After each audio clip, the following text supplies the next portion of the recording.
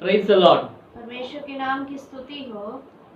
We are in the last phase of Gospel according to John.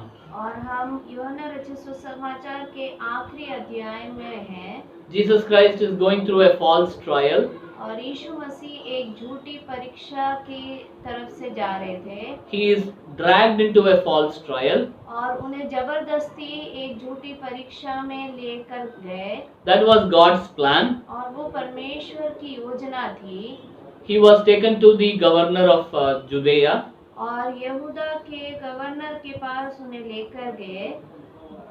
Governor Pilate tried to defend him.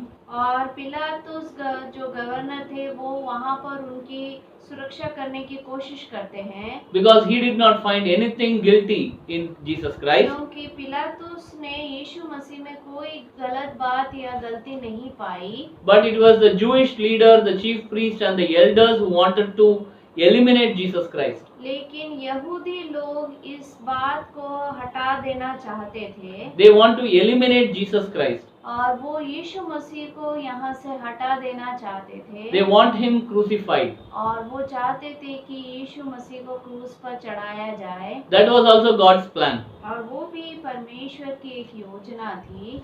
At one point, Pilate asked Jewish people, और एक समय पिलातुस यहूदियों से इस प्रकार पूछते हैं, "What should I do with Jesus Christ?" मैं यीशु मसीह के साथ क्या करूं?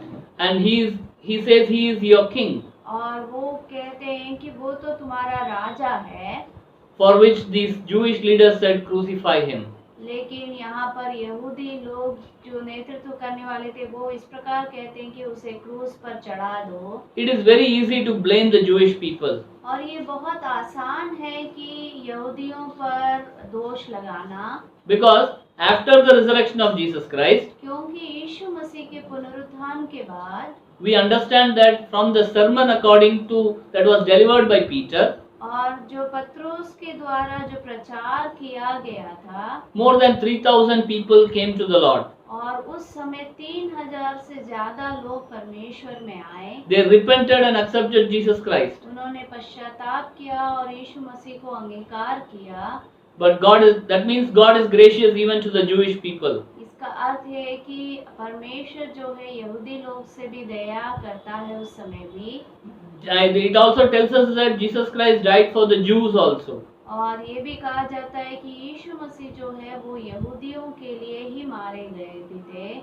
He died for the Jews, for you and me.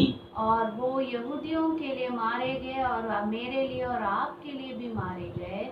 Though the Jewish people were the key conspirators, भले यहूदी लोग इन सभी चाल के पीछे तो थे ही, Jesus Christ died for them also. लेकिन यीशु मसीह उनके लिए भी मारे गए। In them were the covenant. और उनके हाथों में ही था वाचा। In them were all the blessings. और उन्हीं के हाथों में सारे आशीष थे। And they were told everything by the prophets. और इन यहूदियों को सारी बातें पहले से ही भविष्यवक्ताओं के द्वारा बतलाई गई थी। But they rejected everything. लेकिन इन्होंने इन सारी बातों का इनकार ही कर दिया। That is history. और यही है इतिहास। Now what about you and me? अब आप और मेरे बारे में क्या है? We all know about Jesus Christ. हम सब यीशु मसीह के बारे में जानते हैं। We all have heard about Jesus Christ. हमने यीशु मसीह के बारे में सुना भी है। What is that I and you are doing about Jesus Christ? तो फिर आप और मैं यीशु मसीह के बारे में आज क्या कर रहे हैं? Who is Jesus Christ in your life and my life? यीशु मसीह आपके जीवन में और मेरे जीवन में कौन है? That will determine our present day and our future. वही हमारे आज के समय को निश्चित करेगा और आने वाले समय को निश्चित करेगा। Let us turn to our Bibles, Hebrew chapter 6 verse 4. और आइए हम इब्रानियों की किताब 6 अध्याय उसका 4 वाक्य निकालें।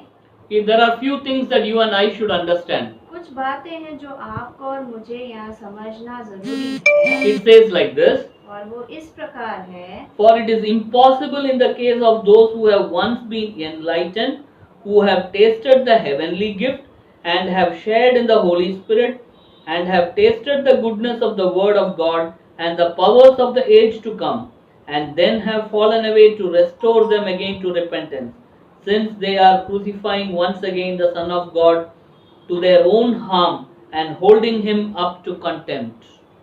चौथा वाक्य से, क्योंकि जिन्होंने एक बार ज्योति पाई है Yes. और जो स्वर्गीय वरदान का स्वाद चख चुके हैं और पवित्र आत्मा की भागी हो गए हैं और परमेश्वर के उत्तम वचन का और आने वाले युग की सामर्थ्य का स्वाद चख चुके हैं, यदि वे भटक जाए तो उन्हें मन फिराव के लिए फिर नया बनना अनहोना है, क्योंकि वे परमेश्वर के पुत्र को अपने लिए फिर क्रूस पर चढ़ाते हैं और प्रकट में उस पर कलंक लगाते हैं। There are at least 6 important things that you and I should understand. यहाँ पर 6 खास बातें हैं जो मुझे और आपको समझना जरूरी है। You and I have heard about Jesus Christ. आपने और मैंने यीशु मसीह के बारे में सुना है। Many of us recognize him as a good person. और हम में से कई लोग उन्हें एक भले व्यक्ति के रूप में पहचानते हैं। Many of us recognize him as an sinless person. और हम में से कई लोग उन्हें पाप रहित व्यक्ति के रूप में पहचानते हैं। Many of us have prayer requests which is being answered. और हम में से कई ऐसे हैं जिन्होंने प्रार्थना किया और हमें उसका जवाब भी उनसे मिला है। We get enlightened when we read the word of God. और हम उत्तेजित भी होते हैं जब उनके वचनों को पढ़ते हैं। When we read certain verses that even pricks us. और जब हम कई वचनों को पढ़ते हैं तो हमारे हृदय में वो बातें चुभती भी है। And it is the Holy Spirit which teaches us the word of God. और ये पवित्र आत्मा है जो इन वचनों को हमें सिखाता है। There are many instances when we have tasted the goodness of God. और कई बार ऐसा भी हुआ है हमारे साथ कि हमने उस भलाई को भी चखा है। We know that the Bible talks about eternity. और हम ये भी जानते हैं कि बाइबल में उस अनंत काल के जीवन के बारे में दिया गया है। And in the word of God you have way to repentance. और परमेश्वर के वचन में ये भी है कि हमें पश्चाताप करने का मौका भी है। But let us understand, लेकिन हम समझे, Bible is not a to-do book. Bible एक ऐसा किताब नहीं है कि ऐसे वैसे ही लिया जाए। It is all about Jesus Christ. इस पूरी बाइबल में यीशु मसीह के बारे में ही दिया गया है। And once you believe in Jesus Christ, और जब एक बार आप यीशु मसीह पर विश्वास कर लेते हैं, we become partakers in that heavenly family. तो फिर हम उस स्वर्गीय परिवार में भागीदार बन जाते हैं। Then the promises that are written in the Bible becomes yours and mine. और तब जो वायदे बाइबल में लिखी गई है वो आपकी और मेरी हो जाती है। And when we believe in Jesus Christ, repentance becomes ours. और जब हम यीशु मसीह पर विश्वास करते हैं तो वो जो माफी है वो हमारा हो जाता है। The time we reject Jesus Christ, और लेकिन जब हम प्रभु यीशु मसीह को इनकार कर देते हैं, when we say that the world is enough, और जब हम कह बैठते हैं कि ये संसार मेरे लिए काफी है, when we start liking the things of the world, और जब हम इस संसार की बातों को ज्यादा पसंद करने लग जाते हैं, when we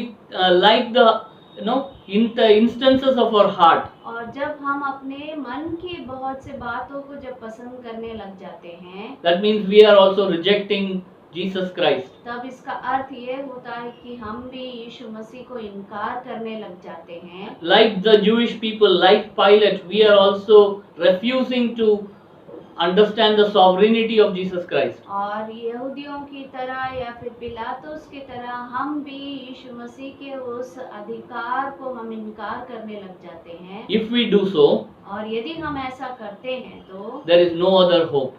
फिर उसके बाद और कोई आशा नहीं बची रहेगी। In Christ there is repentance. यीशु मसीह में ही पश्चाताप या माफी है। And Jesus Christ is the Savior. और यीशु मसीह ही उद्धारक है। And each time we reject Jesus Christ, यदि हम हर बार यीशु मसीह को इस प्रकार इनकार करते रहेंगे तो we are also crucifying Jesus Christ day in and day out. तो फिर हम हर बार यीशु मसीह को बार बार उस क्रूस पर चढ़ाते जाएंगे। There is no other hope for restoration. और उसके बाद हम वापस लौटने का कोई भी आशा नहीं रह जाएगा। And now the final thing is, और अंत में ये बात है, it is not only the Jewish people. केवल यहूदी लोग नहीं, Jesus Christ died for all of us. यीशु मसीह हम में से हर एक के लिए उस क्रूस पर मारे गए Jesus Christ came into this world for all of us. और यीशु मसीह संसार में हम सब के लिए ही आए। Jesus Christ humbled himself for all of us. यीशु मसीह ने अपने आप को नम्र इसलिए किया हम सब के लिए ही, So that you and I will be partakers in the kingdom. ताकि आप और मैं उस राज्य के भागीदार हो सके। Are we willing to accept that? क्या हम इस बात को मानने के लिए तैयार हैं Or are we going to reject him? या फिर हम उन्हें इनकार करने के लिए तैयार हैं? Like Pilate asked the Jewish people, जैसे पिलातुस ने यहूदियों से पूछा, what are you going to do with Jesus Christ? तुम यीशु मसीह के साथ क्या करने वाले हो? Are you going to accept him or are you going to crucify him? ये क्या तुम उन्हें अंगीकार करने वाले हो या फिर तुम उन्हें क्रूस पर चढ़ाने वाले हो? The decision is going to be yours and mine today. आज ये निर्णय आपका और मेरा होगा। May God bless you with this word. परमेश्वर इन वचनों से हमें आशीषित करे। Amen. आमीन।